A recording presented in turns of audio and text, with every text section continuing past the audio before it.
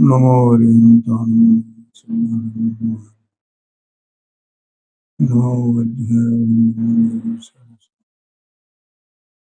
मंगलमय मंगलकर वीतरागवेद्यान नमो ताय याते वे हरिहंतादिव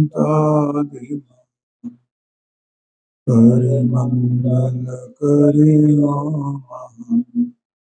ग्रंथ कथन को काज मिले समाज सब आए।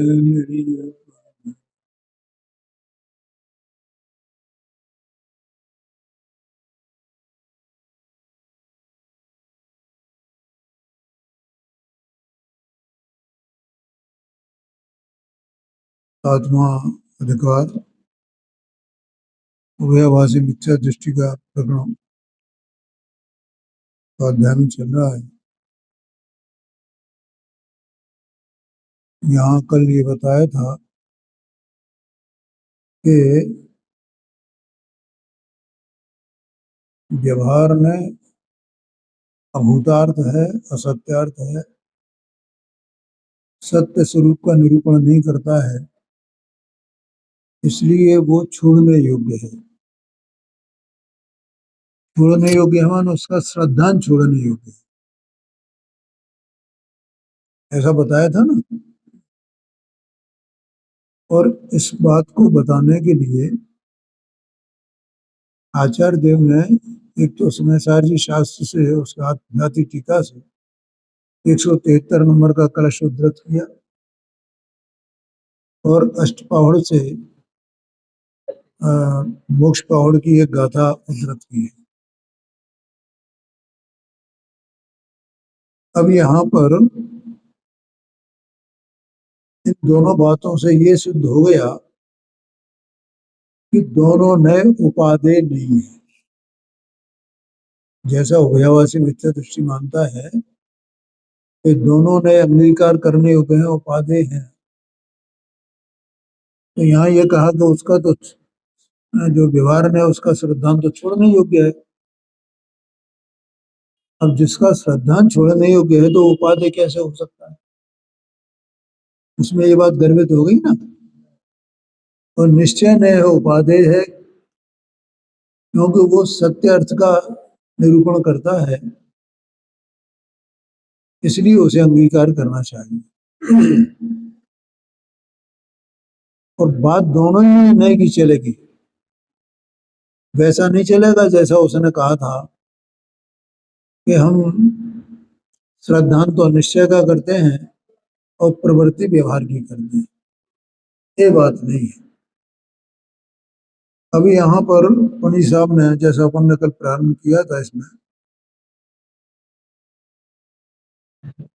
व्यवहार ने और निश्चय ने का एक बार स्वरूप फिर बताया। व्यवहार ने के बारे में क्या कह रहे हैं? व्यवहार ने स्वद्रव्य परद्रव्य को व उनके भावों को व कारण कार्यादिक को किसी में मिलाकर निरूपण करता है। ठीक है, वो क्यों असत्यार्थ क्यों है, त्यागने योग्य क्यों है, इसका हेतु देते हैं। व्यवहार में क्या करता है, क्या करता है माने किस प्रकार से निरूपण करता है कि स्वद्रव्य परद्रव्य अपनी वस्तु है ना, स्वद्रव्य और परद्रव्य ने देहादिक वगैरह, ये कर्मादिक, इनको स्त्री पुत्रादिक सब, इसमें सब जो परद्रव्य हैं वे सब आ गए। स्वद्रव्य को परद्रव्य को किसी में मिलाकर, अथवा तो उनके भावों को किसी में मिला करके, अथवा तो कारण कार्यादिक को, क्योंकि जब कोई कार्य होता है तो उसमें कोई ना कोई कारण होता है ना, निमित्त कारण होता है, तो उनको मिलाकर के ये कथन करता है। एक बात और ऐसा उसको अगर सत्यार्थ मान लिया जाए तो इससे मिथ्या तो होगा ना।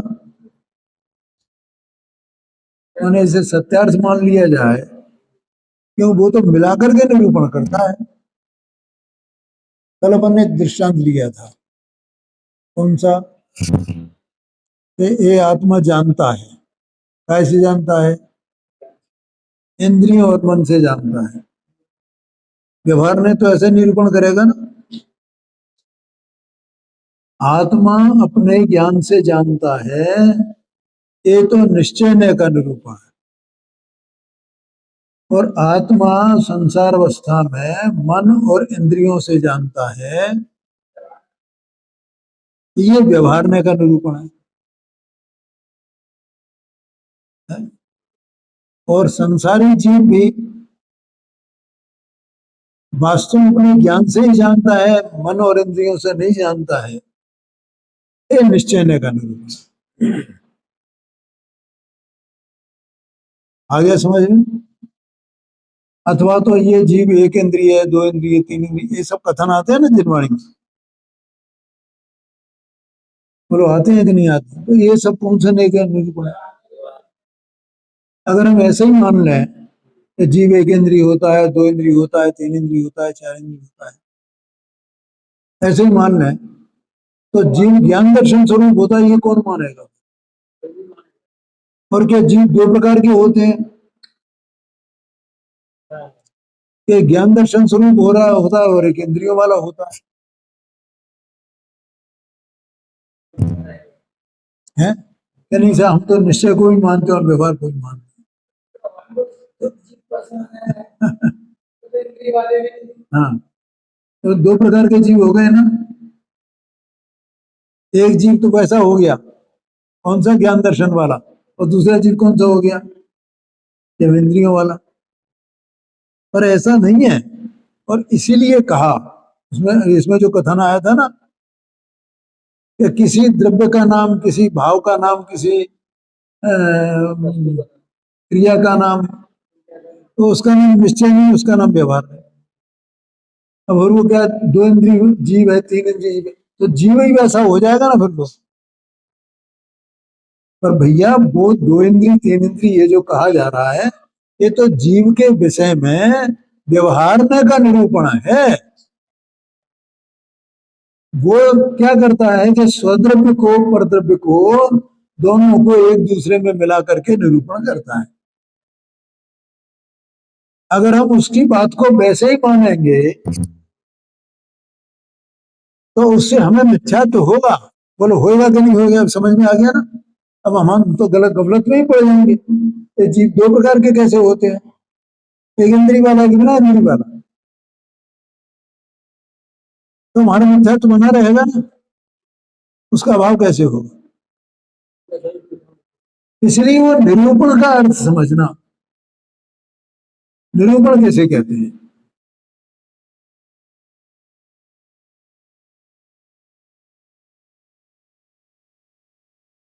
दूसरा उनके भावों का, उनको माने जो उनके जो भाव हैं, आत्मा के जो भाव माने परिणाम, या अभी जैसे जानना लिया अपन ने, तो जानना आत्मा का परिणाम हुआ ना, और इंद्रियां ये पुद्गल का परिणाम हुआ ना।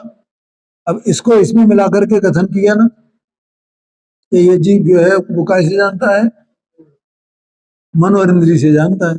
मन और इंद्रिय किसके परिणाम है, जीव के परिणाम है कि पुद्गल के परिणाम है। ऐसा समझना भाई, कि एक पुद्गल के परिणाम है और जानना वो जीव का परिणाम है। अब इसके भाव को उसके भाव में मिला करके कथन किया है, तो ये व्यवहार का कथन है। कारण कार्यादि को तो देखो, ये जीव सुखी दुखी होता है ना, वो वेदनी कर्म के कारण से होता है, वेदनी कर्म के उदय से होता है।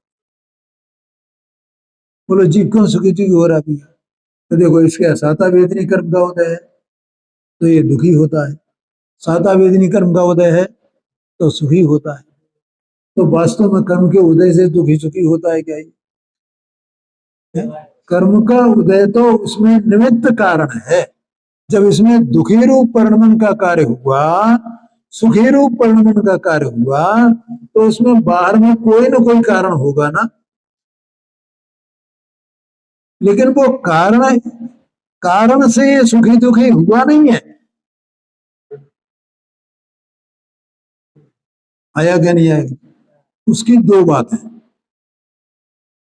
कारण से सुखी दुखी नहीं हुआ है तो क्या हुआ है? तो देखो, दो बातें ये हैं। पहली बात तो ये है कि इसका जिस जिस काल में जैसा परिणमन होने योग्य हो, इस द्रव्य का, ये द्रव्य है ना, तो वैसा वैसा परिणमन इसका अपने स्व स्व काल में होता है। और उसका स्वकाल में जो परिणमन है उसमें कोई बाहर का कारण नहीं है।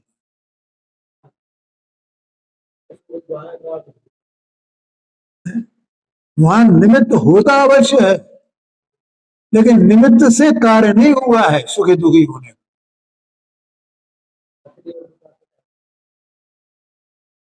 क्या कहा?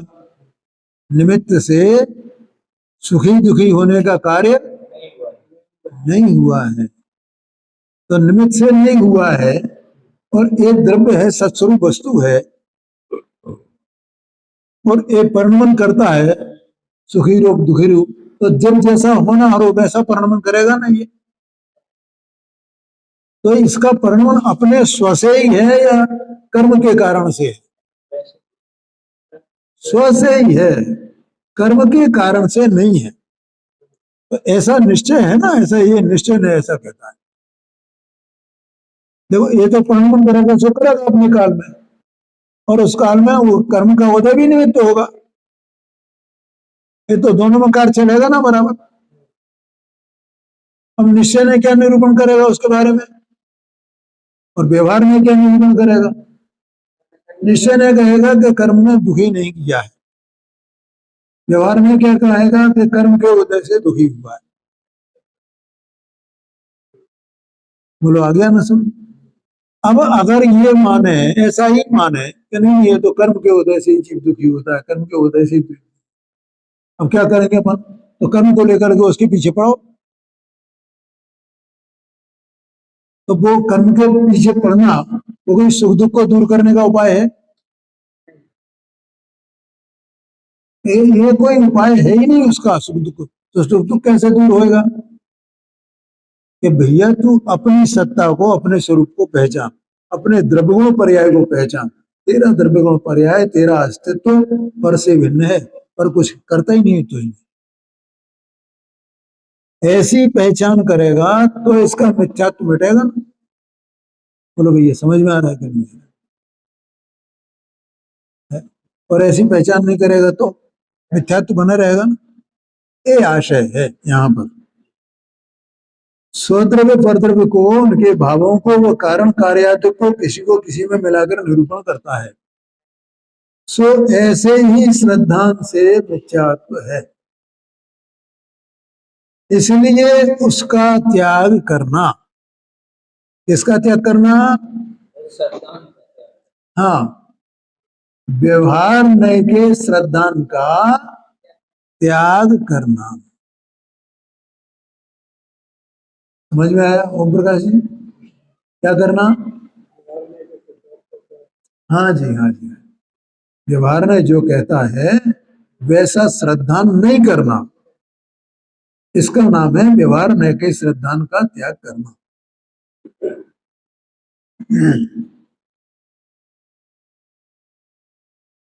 तथा निश्चय ने उन्हीं को यथावत निरूपण करता है। निश्चय ने क्या करता है? उन्हीं को, अभी अभी मैंने सब दोनों बता दिया ना, निश्चय ने व्यवहार ने, तीनों तीन प्रकार पढ़ने लिए, स्वद्रव्य परद्रव्य का, उनके भावों का, और कारण कार्य का। तो निश्चय ने क्या कहता है, व्यवहार ने क्या कहता है? निश्चय ने क्या कहता है, व्यवहार ने क्या कहता है? तो इसमें से हम कौन से में का श्रद्धांत करें? निश्चय ने का श्रद्धांत करेंगे तो हमारा जो है वो मिथ्यात्व नहीं होगा, हमारा मिथ्यात्व दूर होगा उससे। तथा निश्चय ने उसी को यथावत निरूपण करता है, किसी को किसी में नहीं मिलाता, सो ऐसे ही श्रद्धांत से सम्यक्त होता है, इसलिए उसका श्रद्धान करना चाहिए। आ गया समझ में भैया?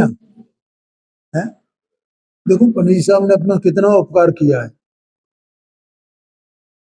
उभयाभाषी मिथ्या दृष्टि का जो प्रकरण है, उस प्रकरण के द्वारा हमारी जो भ्रांतियां हैं वो दूर कर दी है, नहीं तो हम उसी तरह होते। अभी यहाँ पर वो कंपू में वो महावीर भवन में कार्यक्रम हुआ था ना, 3 दिन का था मेरे ख्याल से, 28, 29, 30, 3 दिन का था। तो गुरुदेव जी की वो अ, उपकार दिवस मनाया गया था उसमें शाम को।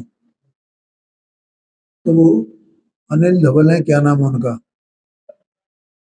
है भिंड वाले नहीं, वो भोपाल वाले, वो वहां आए थे, उन्हीं का एक भी दिन। अच्छा अच्छा।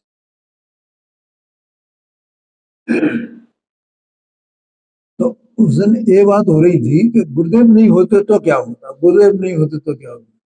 वो अनेक दफल बोले कि वो भैयावास होता गया। क्यों? क्योंकि वो अपन भी उसी में होते ना, कि जिनमें तुम्हें दो नए कहे गए हैं और किसी को छोड़ा भी नहीं जाता है। तो ये भी उपाधि है और ये भी उपाधि है, तो वैसे ही मान रहे हैं ना। तो एक बहुत बड़े विद्वान है, एक बार यहाँ अपने यहाँ आए थे, तो उन्होंने प्रवचन सार की 12 नंबर की गाथा की थी यहाँ पर। तो कहने लगे देखो इसमें जो है उसको पुण्य को हे कहा है, अत्यंत हे नहीं कहा है कहीं, इसलिए कथनचित उपाधि है कहीं, मतलब कुछ भी कह रहे हैं। खैर, तो इसलिए उसका श्रद्धान करना। अब आगे यहाँ पर फिर प्रश्न आया है, देखो यदि ऐसा है तो जन्मार्थ में दोनों नयों का ग्रहण करना कहा है, सो कैसे? भैया दिख गया ना क्या लिखा है यहाँ पे, कि यदि ऐसा है, हे पंडित साहब आप तो कह रहे हो कि उसको व्यवहार ने का श्रद्धान छोड़ना और निश्चय ने का श्रद्धान करना, लेकिन हमें इसमें शंका होती है कि जिनमत में दो नय हैं तो दोनों नयों का ग्रहण करना कहा गया है, और आप कह रहे हो एक को छोड़ना और एक का ग्रहण करना, तो उसमें कैसे कहा गया कि दोनों नयों का ग्रहण करना? तो आपके बात में और जिनमत में कोई भेद है क्या, कोई अंतर है क्या? ऐसी शंका खड़ी हुई ना, तो वहां तो कहा दोनों ने को ग्रहण करना, दोनों ने को ग्रहण करना, और ये लिखा हुआ है, ये नियम सार जी में 19 नंबर की गाथा की टीका में है। भैया उठा लोगे जरा नियम साहब यहाँ से? हाँ यही ऊपर ही रखा हुआ है, सफेद रंग का है, उसके उसमें लिखा होगा।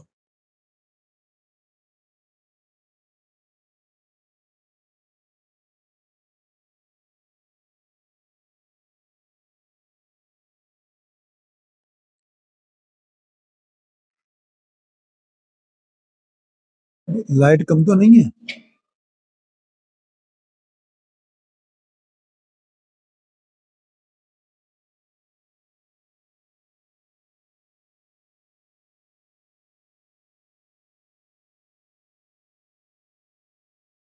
देखो इसमें लिखा है,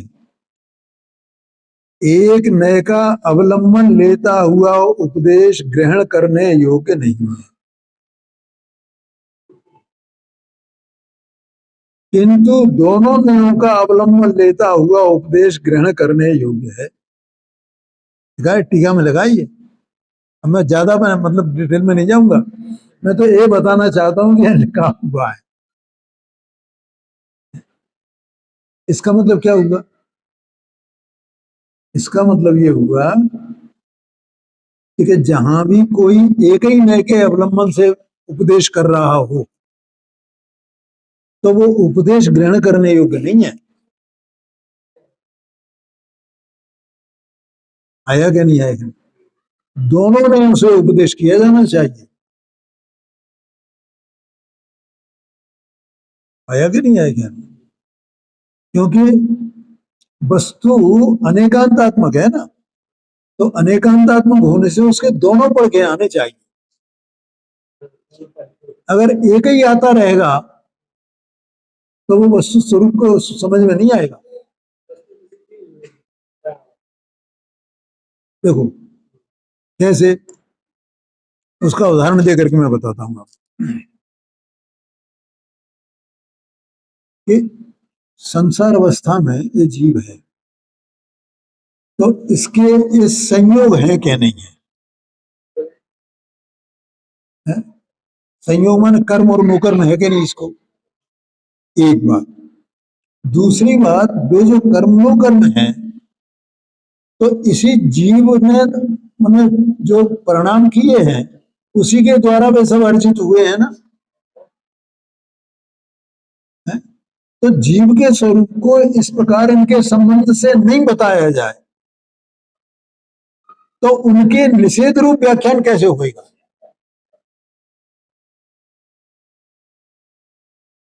है? और इनके इनका जो संबंध है उसका निरूपण नहीं किया जाए और केवल किसका निरूपण कर दिया जाए, कोई आत्मा शुद्ध है, ऐसा है, ऐसा है, ऐसा है, ऐसा है, ऐसा ये वर्णन किया जाता रहा, निरालंब है, निरपेक्ष है, ज्ञान दर्शन में है, ऐसा ऐसा पूरा का पूरा जैसा जितने भी उसके विशेषण हो सकते हैं ऐसा आत्मा, और उसका उसको उसको कुछ वर्णन ही न करे तो कैसे होगा? तो इसलिए दोनों नयों से वर्णन आना चाहिए। एक नए से वर्णन आएगा तो उसमें मिथ्यात्व होगा।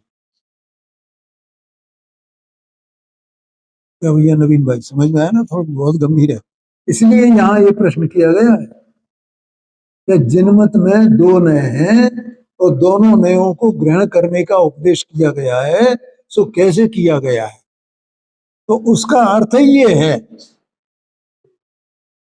कि व्यवहार में का उपदेश भी सुनना समझना, लेकिन ये सत्यार्थ नहीं है ऐसा मानना,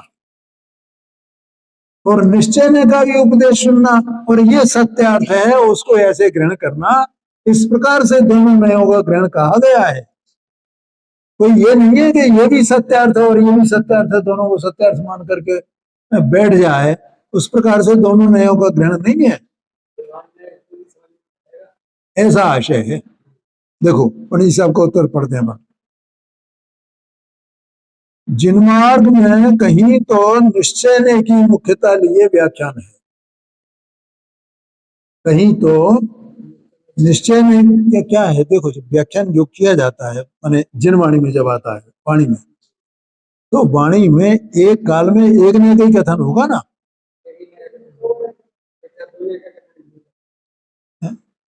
लेकिन हमें समझना है उसको दोनों नयों से है।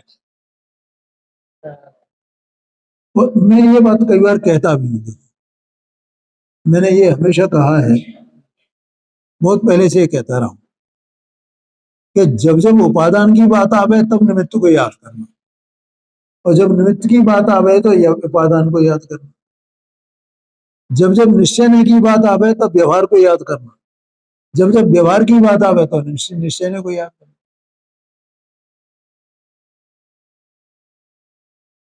आया कि नहीं आया? इसका मतलब क्या हुआ कि दोनों नयों से वस्तु को ग्रहण करना चाहिए,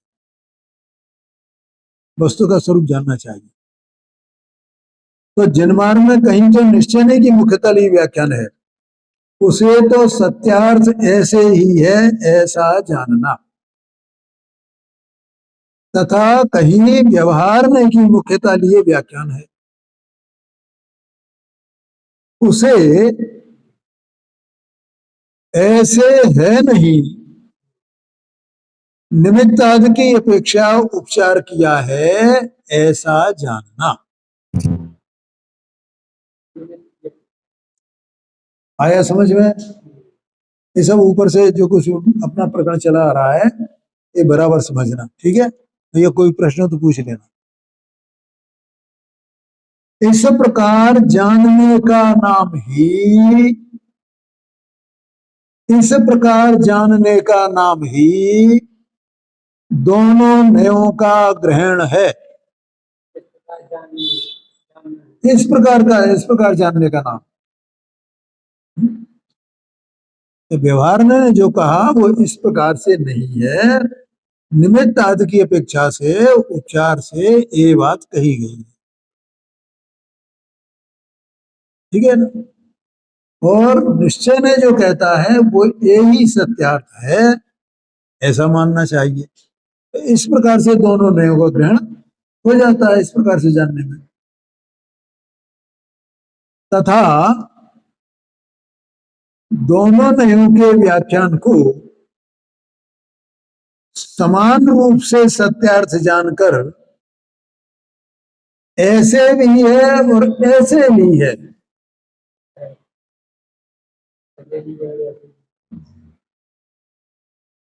इस प्रकार भ्रमरूप प्रवर्तन से तो दोनों नयों का ग्रहण करना नहीं कहा है। जिनवाणी में इस प्रकार से ग्रहण करना नहीं कहा है, ऐसा कहते हैं।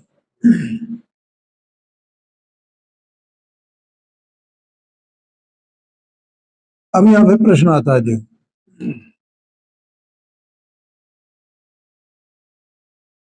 मेरा प्रश्न है कि यदि व्यवहार में सत्यार्थ है तो उसका उपदेश जिन मार्ग में किस लिए किया? व्यवहार में असत्यार्थ है, ऐसा सहज में प्रश्न आएगा कि नहीं आएगा? व्यवहार में झूठा है,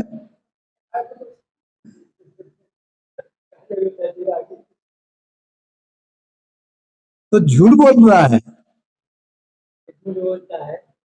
तुम उसकी स्थापना क्यों कर रहे हैं? जो सत्यार्थ बताता है वस्तु का स्वरूप, तुम उसकी स्थापना ही क्यों कर रहे हैं? उसे मान ही क्यों रहे हैं? उसको हटा ही देना चाहिए, एक निश्चय को रखना चाहिए। गंभीर प्रश्न है। एक निश्चय ने ही का निरूपण करना था, समाधान ऐसा ही तर्क समय सार में किया है, वहां यह उत्तर दिया है। क्या कहा? समय सार में ऐसा ही तर्क दिया गया है, तो वहां समाधान इस प्रकार से किया गया है। देखो 8 नंबर की गाथा है। जय न विसक मणज्जो अणज्जी भाषम बिना उगाहे व्यवहारेण विना परमुत्थव से वैसनमसकम। अर्थ है, जिस प्रकार अनार्य अर्थात म्लेच्छ को म्लेच्छ भाषा बिना अर्थ ग्रहण कराने में कोई समर्थ नहीं है, उसी प्रकार व्यवहार के बिना परमार्थ का उपदेश अशक्य है, इसलिए व्यवहार का उपदेश है। क्या कहते हैं? जिस प्रकार अनार्य को, अनार माने म्लेच्छ, इस भूमि पर 2 प्रकार के मनुष्य पाए जाते हैं, एक आर्य और दूसरे वे जो आर्य नहीं है, उन्हें म्लेच्छ कहा जाता है। अब जो म्लेच्छ है उसे अगर समझाना हो, उससे संवाद करना हो, तो उसकी भाषा के बिना उसे नहीं समझाया जा सकता, उसको उसी की भाषा में समझाना है। तो म्लेच्छ को म्लेच्छ भाषा के बिना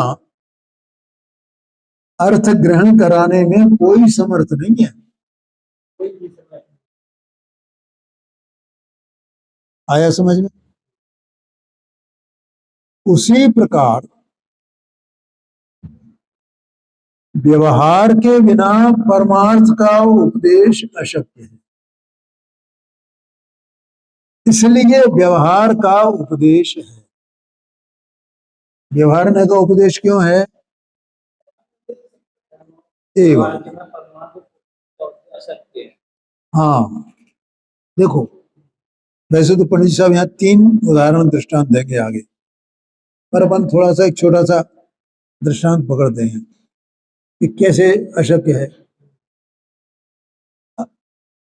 जीव जो वस्तु है, अपन जो वस्तु है वो कौन वस्तु है? जीव वस्तु है। एक पॉइंट। दूसरा पॉइंट, अब सामान्य पने लें, अपन सभी जीव वस्तु है। अब अपने को यह कहा जाए कि तो जीव वस्तु है, और जीव कैसा होता है? देह मन वाणी वाला होता है क्या? राग वाला होता है क्या? इन वाला तो जीव नहीं होता। इन वाला क्यों नहीं होता है? क्योंकि अगर इन वाला जीव हो तो सर्वत्र निगोर से लेकर के सिद्ध तक सब एक जैसे इन वाला ही होना चाहिए। आया कि नहीं आया? तो ये बात सत्य नहीं है। लेकिन अब अगर हमें जीव को बताना हो, हमें अपने जीव की प्रतीति करानी हो, तो कैसे कराएं? पहले जीव रहता कहाँ है, क्या करता है, कैसे करता है, ये बताना पड़ेगा कि नहीं बताना पड़ेगा? है? अरे ये बताना पड़ेगा भैया कि जीव जो है वो इतने प्रकार के होते हैं, 1 इंद्री, 2 इंद्री, 3 इंद्री, 4 इंद्री, क्योंकि जीव तो वास्तव में अरूपी है। लेकिन अरूपी जीव तो दिखाया नहीं जा सकता कि ये रखा है तली पे, लो देख लो। बोलो। तो जीव को जीव दिखाने के लिए पहले कहां से शुरुआत करनी पड़ेगी? प्रतिपादन किसका करना है? प्रतिपाद्य वस्तु क्या है? जीव है। लेकिन उसका प्रतिपादन अगर ऐसे ही सीधा किया जाएगा, वो तो अरूपी होता है, वो तो नित्य होता है, वो तो राग रहित तो होता है, तो अपन कब समझ पाएंगे जीव को? बोलो।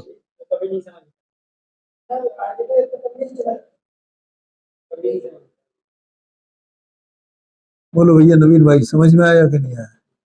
आज तुम थोड़े ज्यादा थके हुए से लग रहे हो।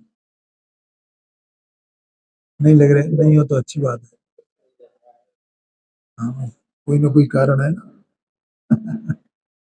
मैं समझ जाता हूँ चल।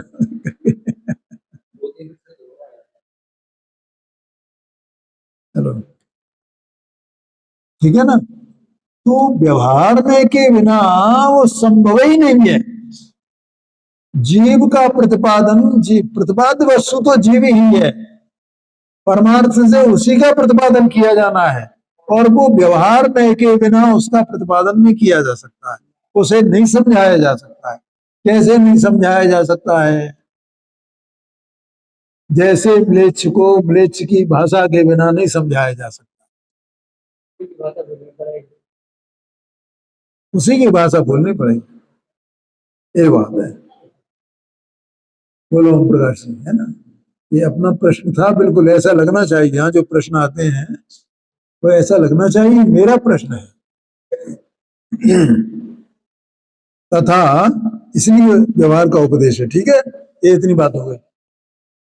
तथा इसी सूत्र की व्याख्या में ऐसा कहा है, इसकी जो टीका की अमृतचंद्राचार्य स्वामी ने, उसमें अंत में ये लिखा है, देखो टीका का अंश नीचे दिया हुआ है, फुटनोट पे बारीक अक्षरों में बहुत।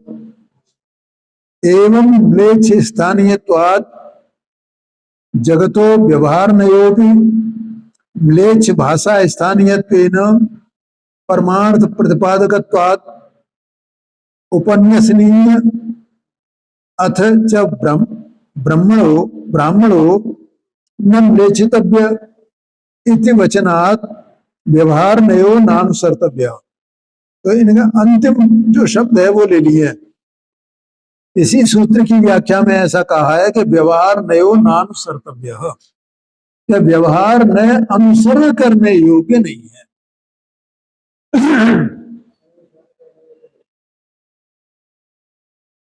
व्यवहार में अनुसरण करने योग्य नहीं है, इसका अर्थ क्या हुआ? इसको इसमें लिखा है, आचार्य देव ने टीका की है ना।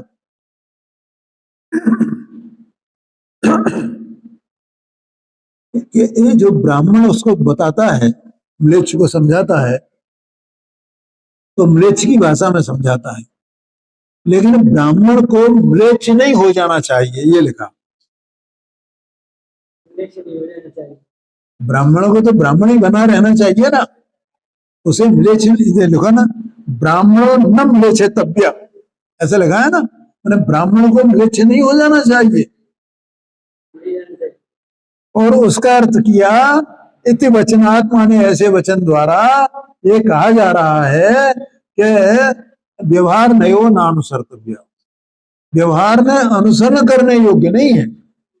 अनुसरण करने योग्य नहीं है, इसका मतलब क्या हुआ कि वो सत्य मानने योग्य नहीं है, वो उपादेय मानने योग्य नहीं है। जब व्यवहार में जो कथन किया है हम उसको ही सत्य मान लें, उसको ही अनुसरण कर ले। भैया ये जो कह रहा है सो ठीक है, ये जो कह रहा है सो ठीक है। जीव एक इंद्री, दो इंद्री, तीन इंद्री, इसी प्रकार के होते हैं बस, अथवा तो दो प्रकार के होते हैं जीव,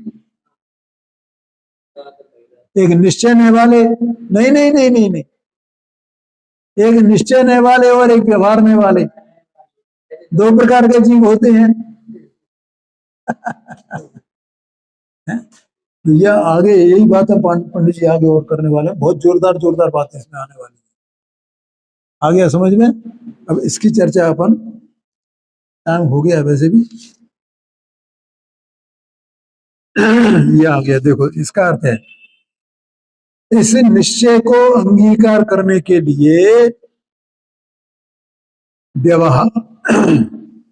व्यवहार द्वारा उपदेश देते हैं। इसका अर्थ ये हुआ, क्या कहा? निश्चय को अंगीकार करने के लिए, माने परमार्थ से जीव का जैसा स्वरूप है, अपन ने जो उदाहरण दिया था ना अभी, एक इंद्री, दो इंद्री, तीन इंद्री वाला है, तो उसमें जो परमार्थ जीव है वो कैसा है, माने निश्चय नहीं का विषम जीव कैसा है, उसको जानने के लिए, क्योंकि अपना प्रयोजन क्या है, अपना प्रयोजन न तो नयों को जानने का है, न नयों से निरूपित उसको जानने का है, माने कि ये नए ऐसा कहता है, ये नए ऐसा कहता है। हमें तो निश्चय नए द्वारा प्रतिपादित जो वस्तु है वो हमें जानने में आ जाए बस, फिर हमें नए छूट जाए भले ही, उसकी हमें क्या जरूरत है? हमें जानना वस्तु को है या नए को है, बस। तो हमें वो परमार्थ भूत वस्तु, उसके लिए निश्चय को अंगीकार करने के लिए, माने निश्चय ने द्वारा जैसा पदार्थ का स्वरूप बताया है वैसा स्वीकार करने के लिए, समझने के लिए व्यवहार द्वारा उपदेश दिया जाता है। परंतु व्यवहार में है सो अंगीकार करने योग्य नहीं है। आया कि नहीं आया ख्याल में? क्या कहा? हाँ, माने उपदेश तो व्यवहार में के द्वारा ही किया जाएगा। किसको बताने के लिए? निश्चय नहीं की विषयभूत वस्तु को बताने के लिए। निश्चय नहीं की विषयभूत जो वस्तु है उसको बताने के लिए व्यवहार में से ही उपदेश दिया जाए, व्यवहार में को स्थापित किया जाएगा कदम कदम पर। लेकिन ग्रहण किसका करना है? निश्चय ने द्वारा बताया गया जो पदार्थ है, पदार्थ का स्वरूप है, उसको ग्रहण करना है। और व्यवहार ने को छोड़ा नहीं जा सकता है। व्यवहार ने को उपदेश को हम उसकी अवहेलना करते हैं बिल्कुल, अरे इसकी जरूरत ही नहीं है, ऐसा ऐसा नहीं छोड़ सकते हैं उसे। लेकिन उसकी बात को सत्य नहीं मानना है, निश्चय ने जो कहता है वो बात सत्य मानना है। इस प्रकार से व्यवहार में का ये प्रयोजन है, ऐसा कहते हैं। ठीक है, आगे की चर्चा हम कल करेंगे।